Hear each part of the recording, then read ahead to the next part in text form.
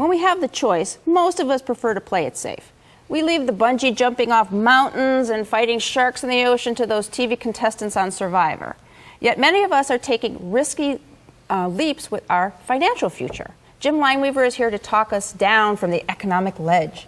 Jim is a certified financial planner with the Lineweaver Financial Group. So welcome again. Thank you. So what is it that we're doing or not doing that puts our financial future at risk? We'll see if we can rescue some of your viewers off the edge. But a lot of times people take a very narrow and short-term look at their risk profile and their investments and stuff, and they lose scope of that long-term.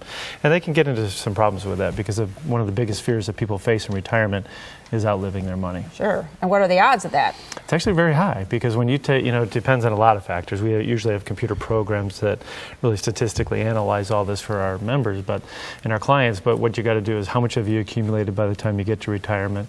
What's the growth rate on your portfolio and how's it performing? And then how much money do you need to take out to live a comfortable lifestyle? So how do we actually figure out how much we're going to need for the rest of our lives when we're looking forward to that? Yeah. Well, there's several factors that come into this, obviously. So we narrowed it down to 4.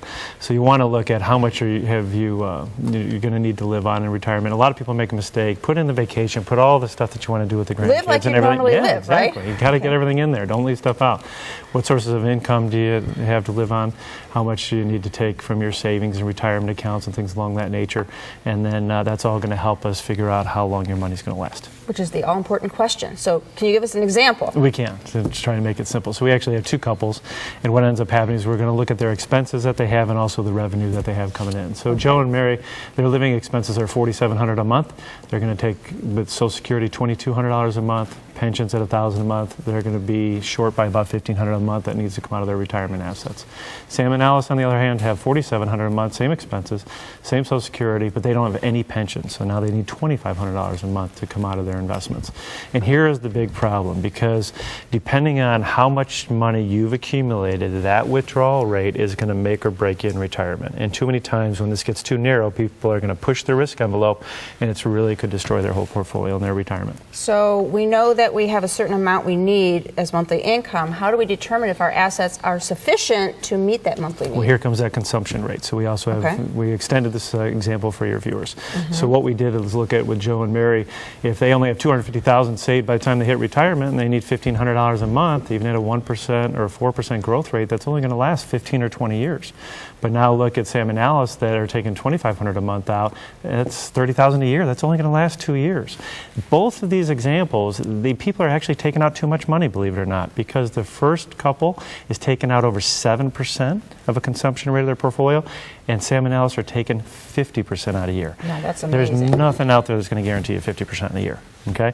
Or we'd all be billionaires. So you really got to stay in that 4 or 5% consumption rate to have a successful retirement, and any financial planner can run a lot of these statistical analysis for you to help you out. Okay, now when we're talking about the retirement assets that were shown there, what their totals were, what all does that include? What are you including in that pot? Everything in there. So that can be Roth IRAs, it can be your own 401ks, it can be CDs, it can be savings. Other than just emergency reserves set aside, everything else is going to come into that calculation. Okay.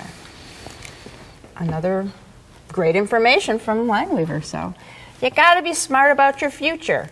Figure out if you'll have enough income for the rest of your life. Even if you're already retired, there's still time to make adjustments now. Don't wait until your savings are all gone. For help, give Jim a call. His number's next.